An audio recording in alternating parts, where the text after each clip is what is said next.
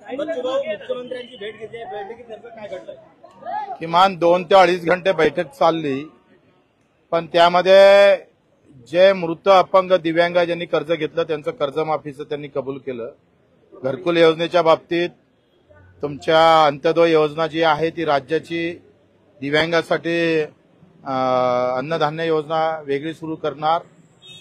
या सगळ्या एकंदरीत आपण पाहिलं की मूकबधिरांचं शिक्षण 10वी नंतर बंद आहे, कुठली व्यवस्था राज्यात नाही आहे.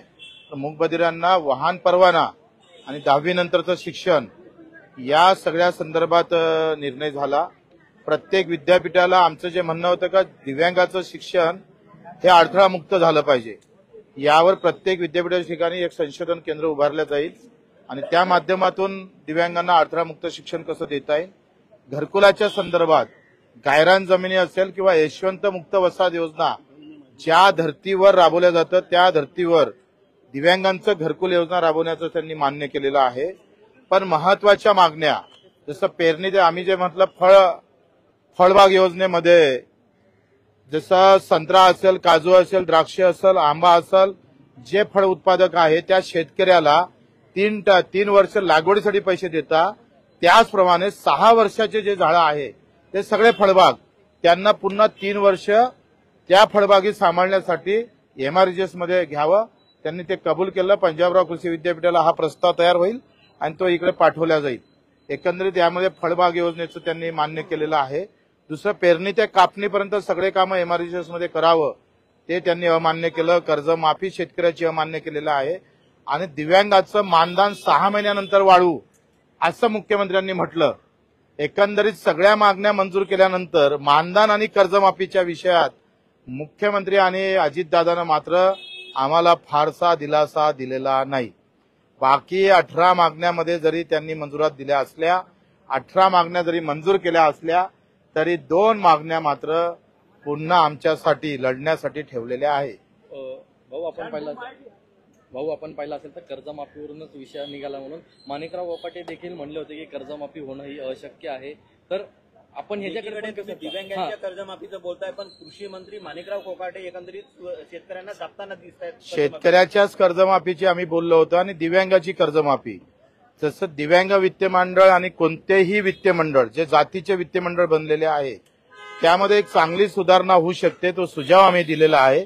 चांगल्या सूचना आमच्याकडे आहे. जर गव्हर्नमेंटनं जर ते केल्या तर अपंग वित्त मंडळ असन, ओबीसी वित्त मंडळ असणार, जे काही वित्त मंडळ ह्या फक्त व्याज सवलती देते, त्या जर जिल्हा उद्योग च्या योजनेला जर जोडल्या तर प्लस 35% सबसिडी आणि व्याजमाफी वित्त मंडळानं बँकिंगचं काम करावं आणि व्याजमाफी सबसिडीसह त्या योजना द्याव्या.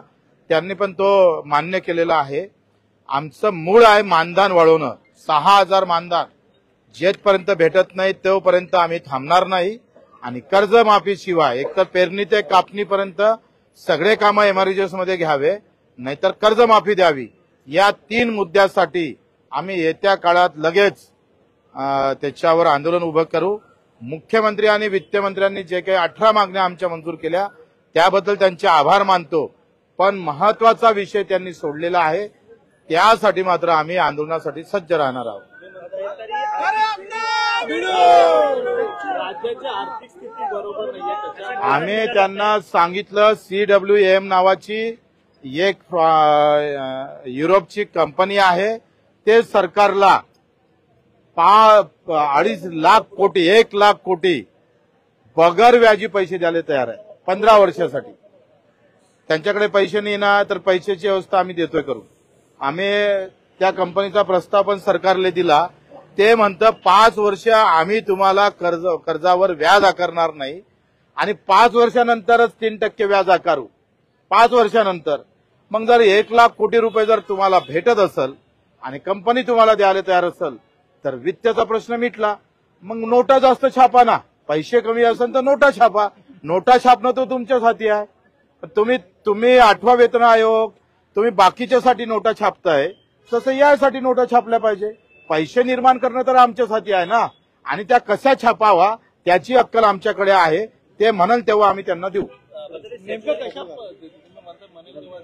आता वारंवार सांगितलं जातं की आर्थिक परिस्थिती योग्य नाही. मला असं वाटतंय का लाडकी बहीण समोर करून आर्थिक जे स्थिती बरोबर नाही असं म्हणण्याचं काही कारण नाही आहे. कारण देण्याची इच्छा असली तर मार्ग सापडतं, परंतु सध्या देण्याची इच्छा नाही आहे हे स्पष्ट दिसतं आणि त्याच्यामुळं आम्ही कोणाची देण्याची इच्छा नाहीये, सगळ्यांचीच कोणाची नाव घेऊन सांगा. देवेंद्रजी असेल, अजितदादा असेल, यांना कर्जमाफीची घोषणा केली, यांनी कर्जमाफी देणार असंही म्हटलं. इव्हन सातबारा कोरा कोरा कोरा आम्ही केल्याशिवाय राहणार नाही असं देवेंद्रजींना म्हटलं आणि ते आता कोरा करायला जर आम्हाला नोट दाखवत असन तर मात्र आम्ही थांबणार नाही. आम्ही सुद्धा सोटा घेऊन आंदोलन केल्याशिवाय राहणार नाही हे लक्षात घ्यावं. आता दिव्यांगाचं मानधन इतर राज्यामध्ये 4,000 आहे आणि आमच्या राज्यामध्ये फक्त 1,500 आहे. 1,500 मध्ये आमचं दिव्यांगाचं मानधनामध्ये काही होत नाही, तो जगूच शकत नाही. तर दिव्यांग जगावा असं वाटत असेल तर मानधन वाढवल्याशिवाय आम्ही स्वस्त बसणार नाही. तुम्ही किती हजाराचे मानधन वाढवण्यासाठी मागणी केली आहे? 6,000. बच्चू भाऊ, तुम्ही दिव्यांगांचं नेतृत्व करताय. मागच्या काही काळापासून तुम्ही आंदोलनं केलीत किंवा निवेदनं दिली आहेत. नेमकं काय होतंय? मुख्यमंत्री ऐकायला तयार नाहीत की ऐकायला तयार आहे, पण खालची यंत्रणा जी आहे, लहान लहान गोष्टी आहे त्या साधा. आता इथला दिव्यांगाचा आयुक्त आहे दिव्यांग कल्याण विभागात, त्याला काहीच माहित नाही पुरी, तो बसत नाही काही नाही.